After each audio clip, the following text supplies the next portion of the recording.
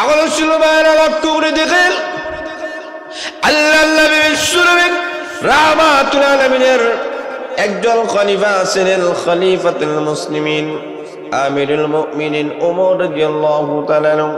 ওনার কাছে একটা যুবক আসিয়া কলেমা পড়ে মুসলমান হয়ে গেল। হযরত ওমর রাদিয়াল্লাহু তাআলা বলেন, রে যুবক, কলেমা পড়ে যে তুমি মুসলমান হয়ে গেলা, কে তোমাকে বাধ্য করেছে কলেমা পড়ে তুমি মুসলমান হয়ে যাইবা? যুবক বলে, আরে আমিরুল মুমিনিন, কেউ আমাকে বাধ্য করে নাই, বরং মহান আল্লাহর একটা আয়াতের দিকে আমি যখন লক্ষ্য করলাম, ওই আয়াত আমাকে কলেমা পড়তে বাধ্য করে দিয়েছি। হযরত ওমর রাদিয়াল্লাহু তাআলা বলেন, ওরে যুবক, কোন আয়াতটা আমাকে শোনায় নাও, যে আয়াত তোমাকে বাধ্য করেছে কলমা পড়ার জন্য। কেউ তোমাকে ভিটায় নাই, মারে নাই, শাসন করে নাই, তোমাকে কেউ বাধ্য করে নাই, একটা মাত্র আয়াত তোমাকে বাধ্য করে দিয়েছে।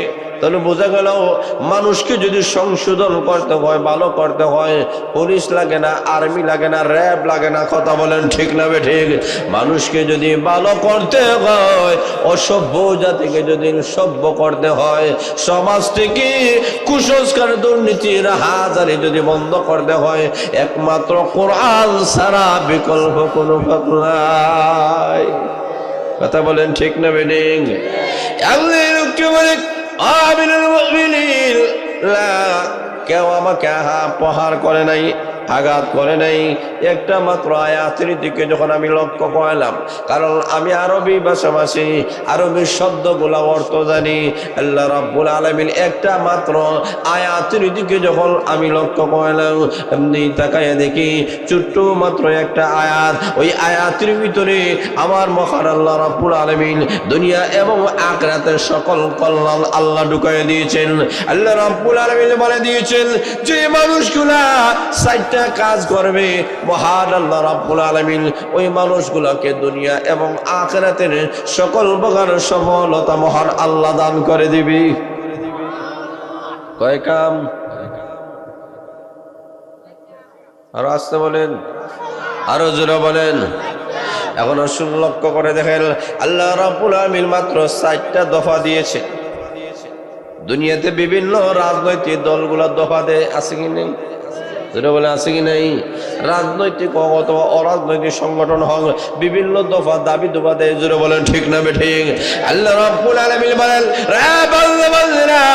দুনিয়া এবং আখিরাতের সকল সফলতার চাবিকাঠি আমি মহান আল্লাহ 4টি দফার মধ্যে আমি আল্লাহ ঢুকাইয়া দিলাম।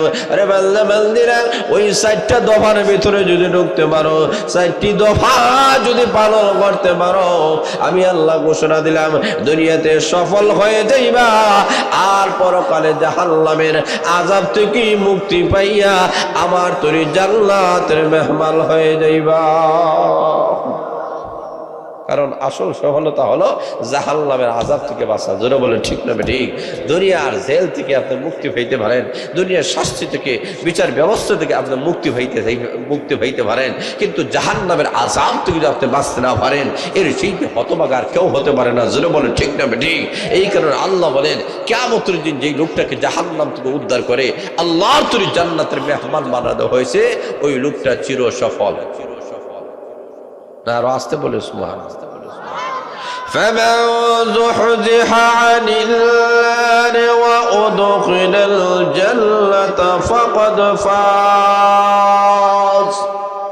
আল্লাহ রাব্বুল আলামিন বলেন, যাদেরকে জাহান্নাম থেকে উদ্ধার করে জান্নাতের মেহমান বানায় দেওয়া হয়েছে, জান্নাতের মধ্যে ঢুকায় দেওয়া হয়েছে, ওই লোকটা চির সফল। জোরে বলেন আল্লাহু আকবার। আল্লাহ কোন লক্ষ্য করে দেখান, লোকটা বলে আল্লাহ রাব্বুল আলামিন একটা আয়াতের মধ্যে মহান আল্লাহ 4টি দফা আল্লাহ আলোচনা করেছেন।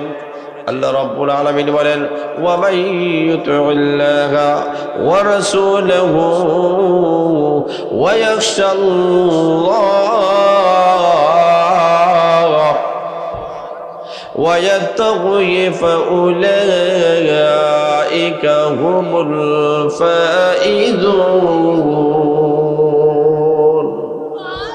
আল্লাহ রাব্বুল আলামিন বলেন যে মানুষগুলো 4টি দফায় কাজ করবে। এক নম্বর হলো আল্লাহর আনুগত্য করার জন্য। বলেন কার? আরো জোরে বলেন কার? এক নম্বর হলো আল্লাহর আনুগত্য করা। 2 নম্বর হলো রাসূলুহু, আল্লাহ রাব্বুল আলামিন বলেন তার রাসূলের আনুগত্য করো। 3 নম্বর হলো ওয়ায়াশাল্লাহ, আল্লাহ রাব্বুল আলামিনকে ভয় করো। 4 নম্বর হলো ওয়ায়াত্তাকি, আল্লাহ রাব্বুল আলামিন বলেন যারা মুত্তাকি হয়ে যাইবা, এই 4টা কোয়ালিটি 4টা গুণ যারা অর্জন করবা, আল্লাহ তাদের বেলায় ঘোষণা করেছেন ফাউলাইকা হুমুল ফাইজুন। আল্লাহ রাব্বুল আলামিন বলেন সেই মানুষগুলো সফল হয়ে গেছে। এখন শুনবেন তাহলে লক্ষ্য করে দেখেন এই দুনিয়ায় এবং আখিরাতে সফলতা যদি অর্জন করতে হয় আল্লাহর আনুগত্য করা ছাড়া, আল্লাহর আনুগত্য করা ছাড়া কখনো সফলতা অর্জন করা সম্ভব হবে না। 2 নম্বর হলো তার রাসূলের আনুগত্য করা। তাহলে বোঝা গেল আল্লাহ এবং তার রাসূলের আনুগত্য করতে হবে, আল্লাহর আদেশ মানতে হবে, রাসূলের সুন্নাহ অনুযায়ী জীবন পরিচালনা করতে হবে। কিন্তু লক্ষ্য করে দেখেন বর্তমানে সবচেয়ে বড় দুশমন তারা হয়েছে যারা আল্লাহ এবং রাসূলের সঙ্গে বেয়াদবি করে। আর আসতে বলেন জোরে বলেন ঠিক না ঠিক? মানুষের দৃশ্যতা ওই পরিমাণ ছাড়িয়ে গিয়েছে। একজন মানুষ যদি নামাজ না পড়ে এটা তার ব্যক্তিগত ভাব, রোজা না রাখে ব্যক্তিগত ভাব, হজ না করে ব্যক্তিগত ভাব, যাকাত না দেয় ব্যক্তিগত ভাব। যারা বলে ঠিক না ঠিক? আর যারা আল্লাহকে নিয়ে কটাক্ষ করে, যারা রাসূলকে মানতে চায় না, কোরআনের নবুয়তকে না মানতে ছাড়া তারা বেঈমান কাফের, তাদের পৃথিবীর মধ্যে বেঁচে থাকার কোনো অধিকার নাই। যারা বলে ঠিক না ঠিক? মানুষের দৃষ্টতা ছাড়াই যাইতে যাইতে মানুষের গুনাহ, জুলুম, নির্যাতন, অন্যায়, নিপীড়ন ওইভাবেই মানুষেরা করা শুরু করছে যে মানুষকে রেখে এখন আল্লাহ এবং তার রসুলকে ধরছে।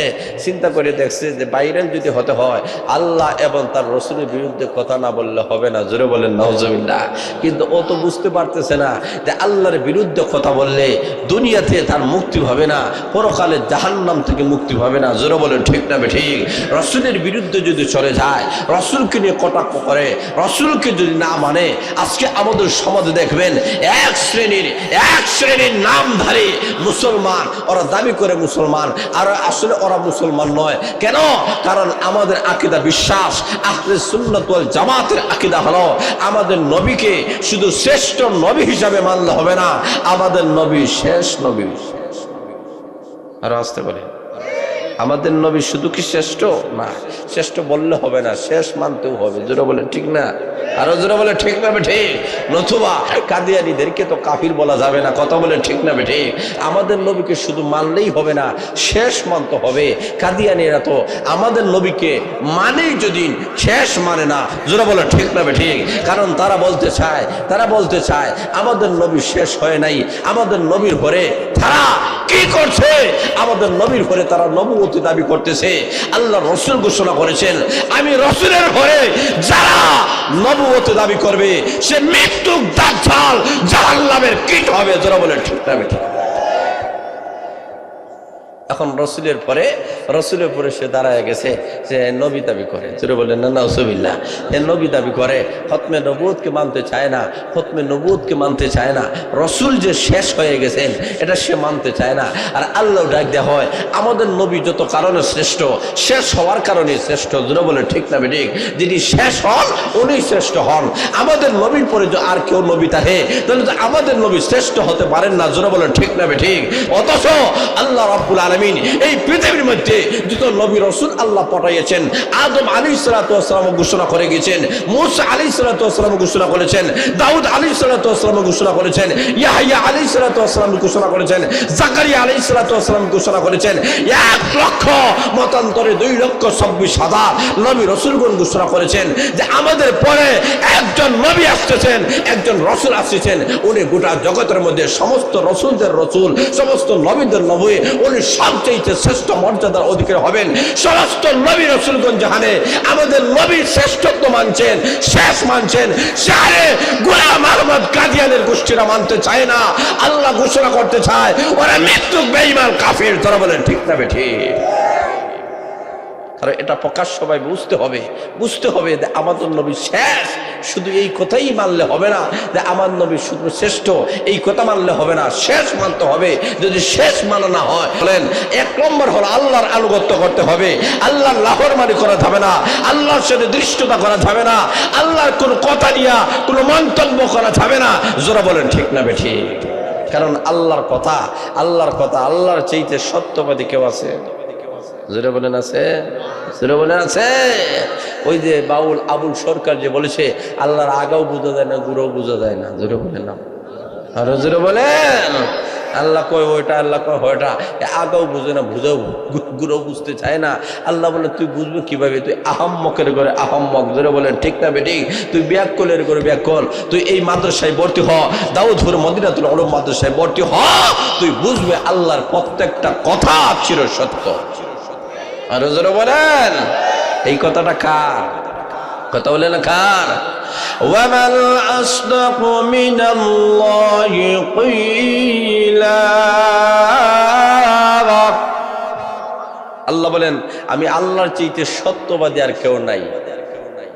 বলেছেন কে? আরো জোরে বলেন না কে? আল্লাহ বলতেছেন আমার কথার চাইতে সত্যবাদী কথা আর কেউ হতে পারে না। পৃথিবীর মানুষের কথা মিথ্যা হতে পারে, রদ বদল হতে পারে, আমি আল্লাহর কথার কোনো রদ বদল নাই। জোরে বলেন আল্লাহু আকবার। আল্লাহকে তো চিনতে হবে। আল্লাহকে চিনতে হলে কোন জায়গা থেকে? সে শিল্পী হলে আল্লাহকে চেনা যায় না, গায়ক হলে আল্লাহকে চেনা যায় না, নায়ক হলে আল্লাহকে নিয়ে চেনা যায় না, নেতা হলে আল্লাহকে চেনা যায় না। আল্লাহকে যদি চিনতে হয়, আল্লাহ বলেছে মাদ্রাসা, কোরআনী মাদ্রাসা, এই দাওয়াতপুর মদিনাতুল উলুম মাদ্রাসায় ভর্তি হও, আল্লাহর পরিচয় নিয়ে বের হয়ে যাবে। যারা বলেন ঠিক না বেঠিক? ওই জায়গায় আল্লাহর পরিচয় দেওয়া হয়। কেন? 1 নম্বর আল্লাহ বলছে সফলতা অর্জন করতে হলে আল্লাহর আনুগত্যটা লাগবে। আল্লাহকে অস্বীকার করে সে কখনো আল্লাহর সফলতা পাওয়া যাবে না। 2 নম্বর রসুলের আনুগত্য করতে হবে। রসুলকে যদি মানে না, খতমে নবুয়ত যদি মানে না, রসুলকে যদি বিশ্বাস করে না, রসুলের আদর্শ যদি লোকটা গ্রহণ করে না, যে এই লোকটা কিভাবে সফল অর্জন করবে। এই কারণে আল্লাহ 2 নম্বর দফা দিয়েছেন যে রসুলের আনুগত্য করতে হবে। রসুলের আনুগত্য করা ছাড়া তুমি যাই দাবি করো কখনো সফলতা অর্জন করা সম্ভব নয়। আরো যারা বলেন ঠিক না বেঠিক? রাসূলের আনুগত্য করতে হবে। 3 নম্বর গেল। 3 নম্বর আল্লাহ বলে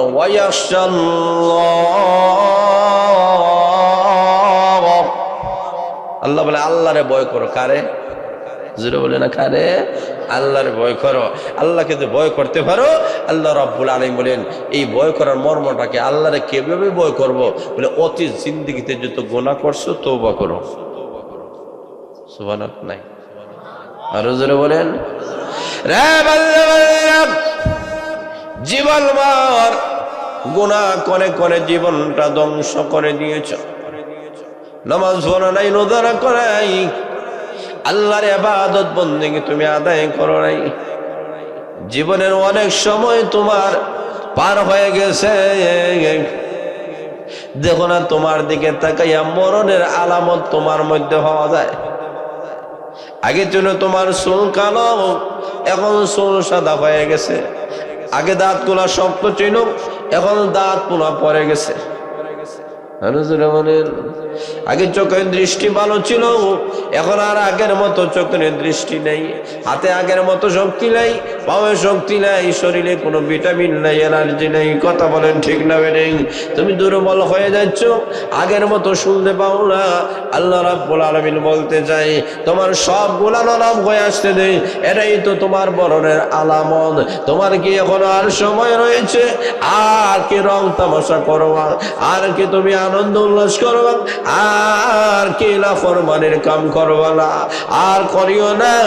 আয় চলে আয়, মদিনাতুল দাউদপুর মদিনাতুল উলুম মাদ্রাসার মধ্যে এসে গিয়েছো, আর তুমি জাহান্নামের কথা তোমার স্মরণ হয়ে গেছে।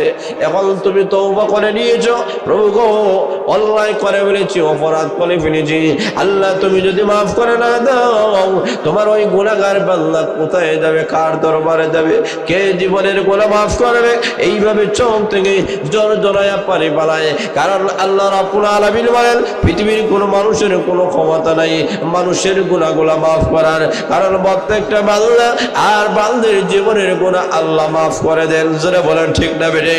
লা ইয়াগফিরুয যুনুবা ইল্লা আনতা, লা ইয়াগফিরুয যুনুবা ইল্লা আনতা, আল্লাহ ছাড়া তোমার জীবনের গুনাহ কেউ মাফ করতে পারে না।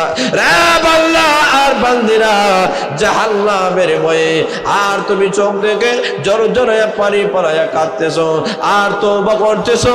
আল্লাহ রাব্বুল আলামিন ফেরেশতাদেরকে সাক্ষী রেখে বলেন, আরে ফেরেশতারা তোমাদেরকে সাক্ষী রেখে আমি আহকামুল হাকিমিন ঘোষণা করলাম, যেই বান্দারা তওবা করে নিয়েছে আমি আল্লাহ তোমাদেরকে সাক্ষী রেখে জানায়া দিলাম তার পিছনের সমস্ত গুনাহগুলো আমি আল্লাহ মাফ করে দিলাম। গুনাহ মাফ করার মালিক কে? জোরে বলে না কে? আল্লাহ বলে ওয়ায়াকশাল্লাহ, আল্লাহরে ভয় করো। ভয় করার মর্ম অতীতে গুনাহ করছো, এই গুনার জন্য তওবা করো। তওবা করার দরকার আছে নি? কথা বলে আছে কি নাই? হ্যাঁ, তওবা করো।